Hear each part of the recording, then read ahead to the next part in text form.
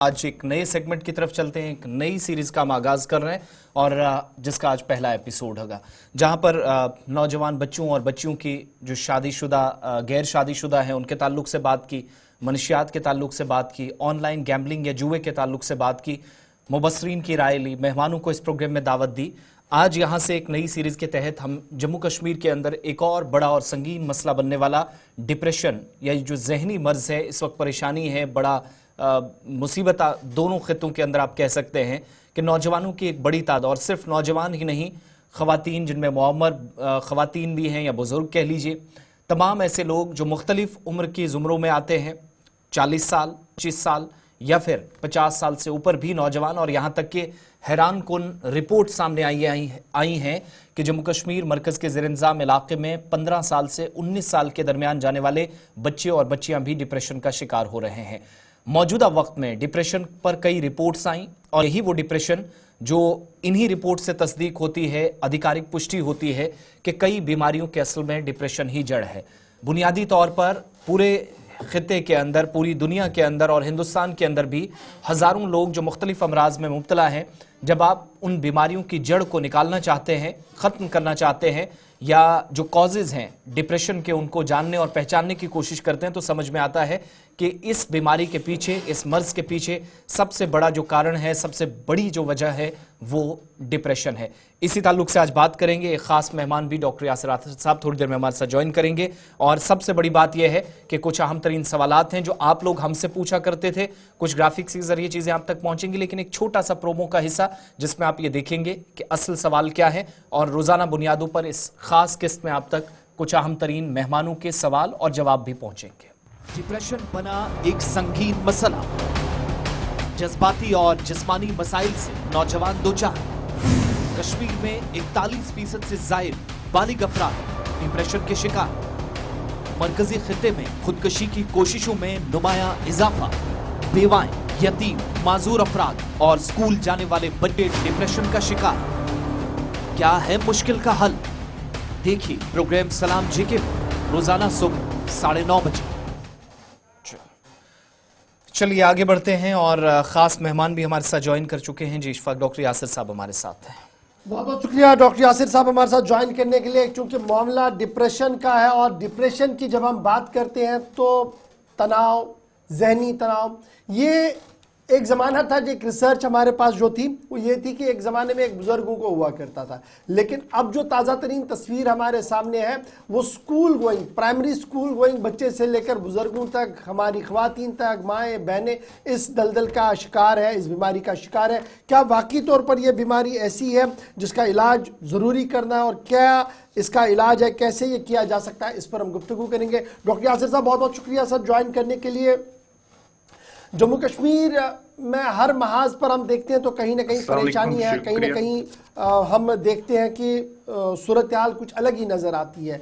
जब सेहत को देखते हैं और अपने आसपास देखते हैं, अपने घरों में देखते हैं, तो ये चीज़ बहुत ज़्यादा पाई जाती है कि यहाँ से डिप्रेशन का शिकार, इसको डिप्रेशन हो गया है। एंजाइटी, डिप्रेशन, ये ऐसे अल्फाज हो गए हैं जो हर जुबान पर है। कैसे इसको हम डिफ्रेंशिएट करें और वाकई तौर पर डिप्रेशन होता क्या है, क्या इसकी अलामतें हैं?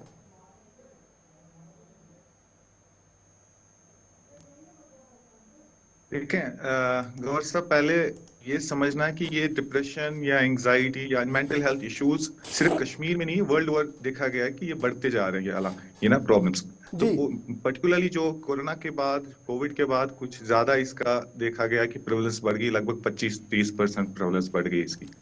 तो अब बात अगर करें कि ये है क्या डिप्रेशन, एंजाइटी, एक्चुअली हम डे टू डे लैंग्वेज में, आम लैंग्वेज में भी हम यूज करते हैं, जैसे आपने कहा कि वो डिप्रेस्ड है, यू टू डिप्रेस्ड, कुछ डिप्रेस्ड, मगर वो जो डिप्रेशन जो हम आम तौर यूज करते हैं वो एक इमोशन है। वो नॉर्मली भी कभी इंसान को स्ट्रेस हो जाता है, जैसे किसी बच्चे को एग्जाम का स्ट्रेस है, ठीक नहीं रह रहा है उसका, तो वो कभी कभी परेशान हो जाता है, या किसी के यहाँ कोई गुजर जाता है तो वो ग्रीफ रहता है, वो डिप्रेस रहता है, लेकिन आहिस्ता डिप्रेशन से निकलता है। लेकिन जब ये इमोशन, ये सैडनेस जिसको हम कहते हैं, ये ज्यादा देर रहे, बहुत देर तक, लगभग हमारे हिसाब से जो क्राइटेरिया जिससे हम डायग्नोज करते हैं किसी इलनेस की, अगर लगभग 3 हफ्ते या 1 महीने ज्यादा रहे सैडनेस, और उसके साथ सैडनेस के साथ डिप्रेशन के साथ उसका मन ना लगे किसी काम में, कोई चीज अच्छी नहीं लगे, या उसके साथ उसका जो खाना पीना है वो उसमें तब्दीली आए, वो बहुत कम खाने लगता है, उसकी एपेटाइट कम हो जाता है, या उसकी स्लीप, बहुत इंपॉर्टेंट स्लीप, कि उसकी नींद पे असर पड़ता है, वो बहुत कम सोता है फिर, या उसमें वो ऐसे नेगेटिव थॉट्स आते हैं जैसे सेंस ऑफ होपलेसनेस, हेल्पलेसनेस, बेबसी या बेचारी ये वर्थलेसनेस, लैक ऑफ कॉन्फिडेंस हो जाता है।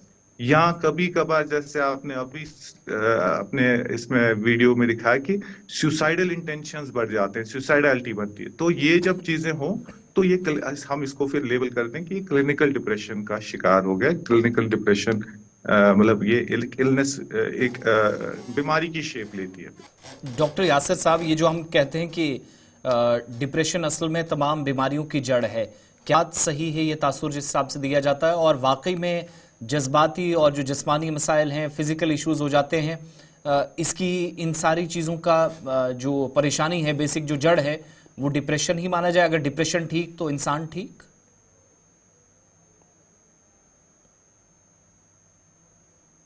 देखिए, डिप्रेशन जो है जैसे मैंने कहा कि एक मेंटल इलनेस है। अनफॉर्चुनेटली ब्रेन और बॉडी का एक लिंक है। अगर आपका ब्रेन ठीक नहीं है, आपका ब्रेन डिप्रेशन में बेसिकली फंक्शनिंग उसकी ठीक नहीं रहती है। डिप्रेशन आता कहाँ से? ये ब्रेन से, बेसिकली ब्रेन हेल्थ खराब हो जाती है। और जब ब्रेन हेल्थ ब्रेन जो है आपके बाकी सिस्टम को भी कंट्रोल करता है।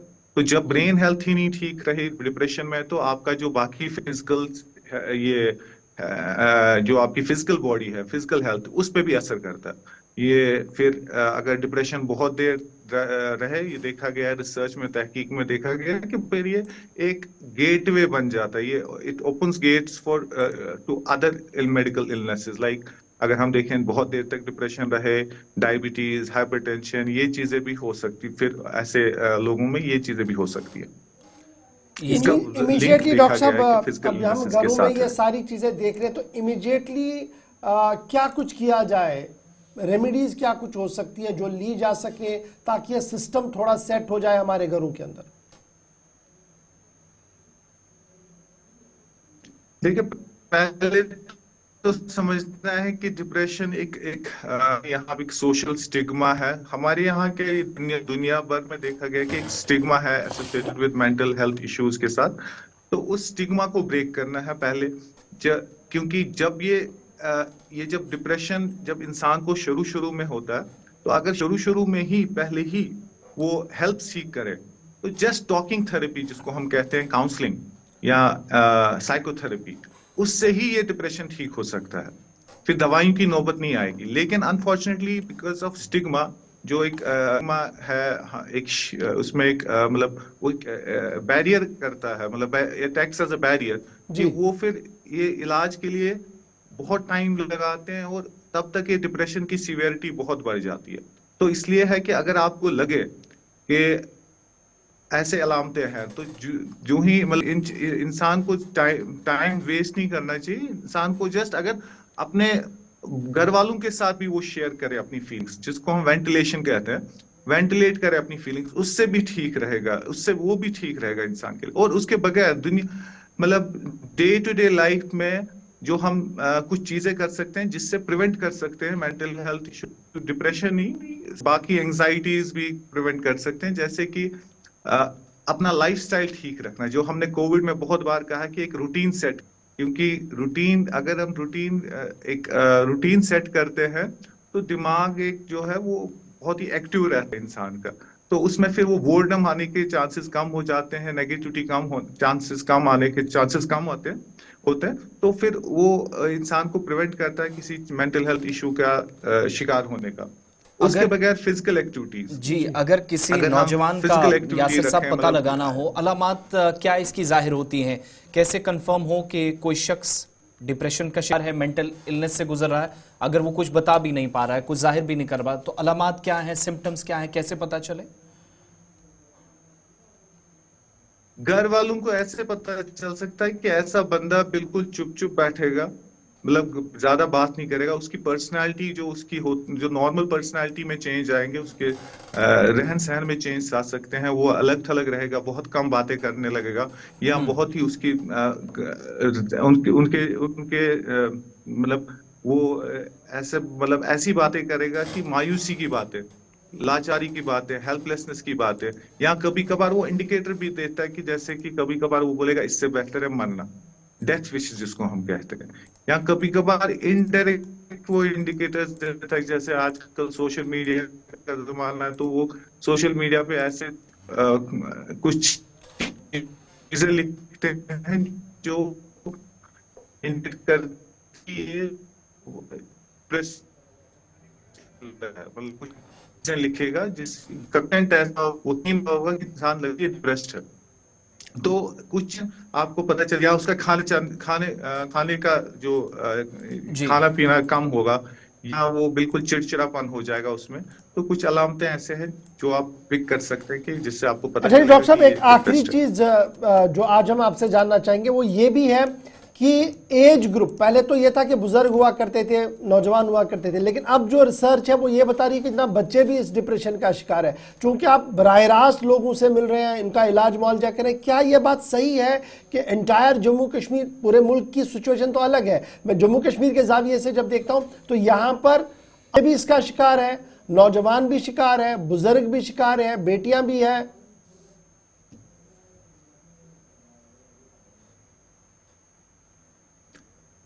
देखिए, अगर हम मेडिकली देखें, मेडिकल हमारे हिसाब से जो ये डिप्रेशन है यूजुअली यंग अडल्ट्स में ही शुरू होता है, ये इसी एज पे, ये एज ग्रुप जो है यही वनरेबल ज्यादा एज ग्रुप होते हैं डिप्रेशन के, इमोशनल डिस्टर्बेंसेस के, जी क्योंकि ये एज ग्रुप ऐसी एज ग्रुप है जहां पे इनका जो ब्रेन है डेवलप हो रहा होता है, और इस फेज में अगर कोई मामूली भी स्ट्रेस हो, वो एकेडमिक स्ट्रेस हो या कोई और स्ट्रेस, फैमिली स्ट्रेस हो, तो इसका बहुत असर पड़ता है इनके जहन पे, तो उसका बहुत मतलब ये जो बच्चों के जो बात कर रहे हैं कि बच्चों में ही जो ज्यादा बच्चे ही वनरेबल होते हैं, अगर देखा जाए कि इन मेंटल हेल्थ इश्यूज के 50% ऑफ जो मेंटल हेल्थ इश्यूज हैं वो इसी एज ग्रुप में स्टार्ट होता है।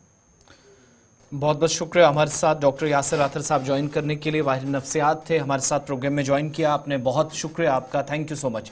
यहाँ से ज़रा आगे बढ़ेंगे बात, चूंकि ये सीरीज़ कंटिन्यू रहेगी, आने वाले दिनों में हम मजीद मेहमानों के साथ बात करेंगे, आपके भी जो सवालात हैं वो हम तक आते रहें, और हमारी हेल्पलाइन नंबर्स, जो नंबर्स ऑलरेडी हमने जारी कर दिए हैं, उस ताल्लुक से भी आप अपडेट कर सकते हैं, हमारी स्क्रीन पर लगातार फ्लैश हो रहे हैं। बात जब डिप्रेशन की, एंजाइटी की, परेशानियों की हो रही है, तो एक बड़ा तबका खित्ते के अंदर इस वक्त मुतासिर भी हुआ है कुछ फैसलों से और परेशानी से गुजर भी रहा है।